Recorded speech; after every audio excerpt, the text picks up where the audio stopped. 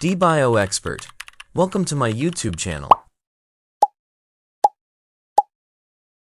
बिस्मिल्लाहिर्रहमानिर्रहीम। अस्सलाम वालेकुम स्टूडेंट्स, उम्मीद है कि आप सब हैरियत से होंगे। Class 9 chapter 1 biology, the science of biology. Topic की तरफ बढ़ने से पहले अगर आपने चैनल को लाइक सब्सक्राइब नहीं किया तो कर लीजिए और अपने दोस्तों से शेयर कीजिए। और आज इस टॉपिक में, इस लेक्चर वीडियो में जो हम टॉपिक पढ़ेंगे उसके रिलेटेड जितने भी शॉर्ट क्वेश्चंस हैं वो नोट की सूरत में आपको लेक्चर वीडियो के लास्ट में मिल जाएंगे। तो वीडियो लास्ट तक देखिए। तो बढ़ते हैं आज के टॉपिक की तरफ। Biological problem 2, how plasmodium gets into the blood of the man.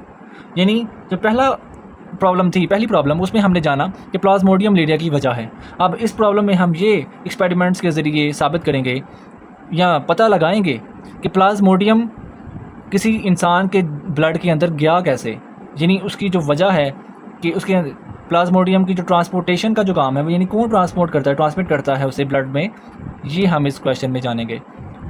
The next biological problem was to learn how plasmodium gets into the blood.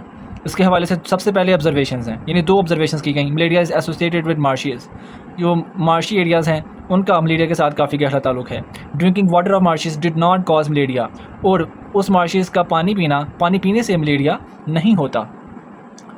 सो इसका मतलब है कि Plasmodium was not in the Marsh water. तो इसका मतलब ये है कि उस पानी के अंदर, उस गंदे पानी के अंदर, मार्शी एरियाज़ के जो पानी है उसके अंदर प्लाज्मोडियम नहीं होता।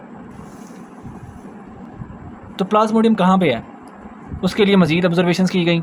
इन 1883 physician AF King listed 20 observations. यानी 1883 में एक फिजिशियन ने, यानी एक AF एकिंग नामी एक फिजिशियन था जिसने 20 ऑब्जर्वेशंस, मुशाहिदात जो है वो उसकी एक लिस्ट तैयार की, जिसके मुताबिक जो इंपॉर्टेंट है वो उसने यहाँ पे नोट किए हैं कि people who slept outdoor had more chances to get malaria. कि जो लोग ज़्यादातर बाहर सोते हैं, खुली फ़िज़ा में सोते हैं, उन्हें ज़्यादा चांसेस होते हैं मलेरिया के, जबकि जो चार दीवारी के अंदर सोते हैं उन्हें चांसेस कम हैं मलेरिया के होने के।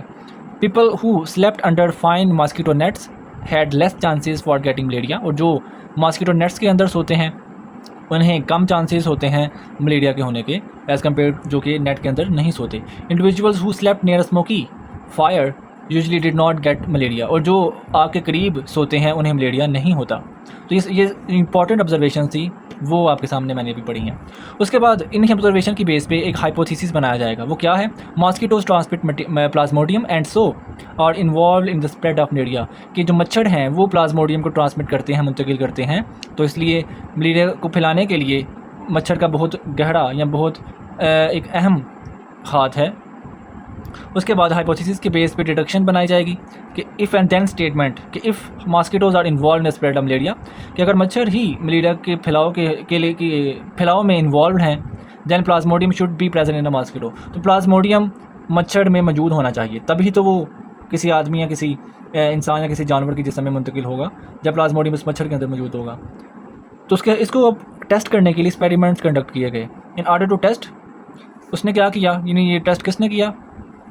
रोनाल्ड रोज 1880 में उसने एक्सपेरिमेंट कंडक्ट किया। He allowed a female anopheles mosquito, यानी फीमेल एनोफिलीज एक मच्छर की एक नस्ल है anopheles, to bite a malarial patient. उसने एक मलेरियल पेशेंट को कटवाया फीमेल एनोफिलीज मॉस्किटो से। He killed this mosquito and found Plasmodium multiplying in stomach.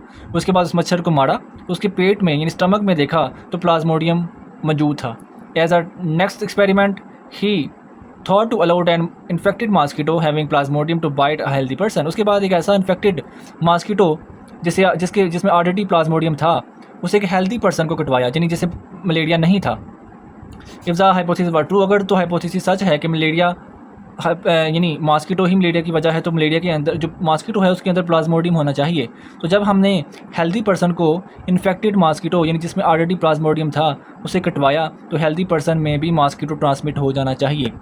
If the healthy person should get malaria but he did not use human being for the risky experiments. लेकिन ज़्यादातर जो experiments हैं जिसमें risk होता है उसके लिए इंसानों को इस्तेमाल नहीं किया जाता, तो उसने इस्तेमाल किया स्पैरो को उसने यूज़ किया आदमी की जगह पे। He allowed female culex mosquitoes to bite a sparrow suffering from malaria.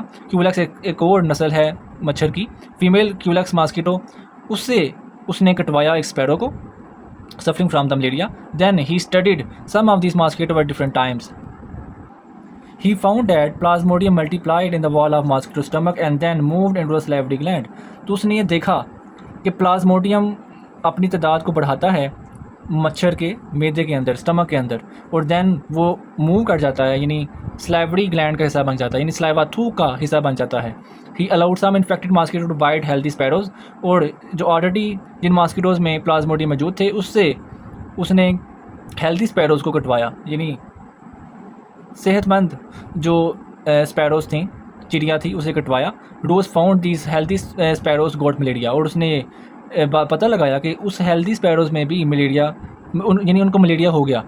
Van he examine the blood of the sparrows he found many plasmodia in it, और जब उसने स्पैरोज़ के ब्लड को एग्जामिन किया तो उसने उनके ब्लड के अंदर प्लाज्मोडियम को पाया। So it prove the hypothesis mosquito transmitted Plasmodium. तो इस एक्सपेरिमेंट के बाद ये हाइपोथेसिस साबित हुआ कि मच्छर ही प्लाज्मोडियम को ट्रांसमिट करते हैं। So mosquitoes are involve in the spread of malaria. तो ये मलेरिया के फैलाव के हवाले से बहुत है, यानी ये इन्वॉल्व होते हैं, इनका ही हाथ है। उसके बाद एक्सपेरिमेंट ऑन ह्यूमन बीइंग, यानी इस एक्सपेरिमेंट में क्या किया गया, सबसे पहले आपने याद रखना है इसमें कि स्पैरोज़ या जो स्पैरोज़ में जो मच्छर या जो मच्छर की नस्ल मलेरिया की वजह बनती है उसे कहते हैं क्यूलेक्स, और इंसानों के अंदर एनोफिलीज, और ये दोनों फीमेल जेंडर के जो मॉस्किटोज़ हैं वो ही इसमें इन्वॉल्व होते हैं। कि सबसे पहले उसने क्या किया कि स्पैरो इल विद मलेरिया, यानी ऐसा स्पैरो जो कि जिसे मलेरिया था उसे कटवाया एक हेल्दी क्यूलेक्स मॉस्किटो से, और उसी मॉस्किटो से एक हेल्दी स्पैरो को कटवाया। तो जो इस मच्छर के अंदर इसको काटने के बाद जो प्लाज्मोडियम थे वो इसके अंदर ट्रांसमिट हुए। तो जब इसने इस हेल्दी स्पैरो को काटा, बाइट किया, तो इसके अंदर जो मौजूद प्लाज्मोडियम थे वो उसने ट्रांसपोर्ट किए इसके अंदर, और इसे भी मलेरिया हो गया। अब इसी तरह ऐसा इंसान जिसे मलेरिया है, जब उसे कोई एनोफिलीज मॉस्किटो बाइट करेगा, और बाइट करने के बाद जब वो किसी एक ऐसे इंसान को बाइट करेगा जिसे मलेरिया नहीं है, यानी वो हेल्दी है, तो उसके अंदर भी प्लाज्मोडियम ट्रांसमिट हो जाएगा और उसे भी मलेरिया हो जाएगा। तो ये एक्सपेरिमेंट था ऑन ह्यूमन बीइंग्स। तो इस तरह ये टॉपिक नंबर 1 कंप्लीट हुआ। इस टॉपिक रिलेटेड जितने भी शॉर्ट क्वेश्चंस हैं वो अभी आपके स्क्रीन पे शो हो जाएंगे, आप स्क्रीनशॉट ले लीजिएगा। यहाँ अगर आप इस चैप्टर की मुकम्मल PDF फॉर्म में नोट्स हासिल करना चाहते हैं तो अभी मेरे व्हाट्सएप पर रब्ता करें, मुझे मैसेज करें और आपको PDF शेयर कर दी जाएगी। तब तक के लिए मिलते हैं नेक्स्ट वीडियो में, तब तक के लिए अल्लाह हाफिज़। Thanks for watching. Like, share and subscribe for more such videos.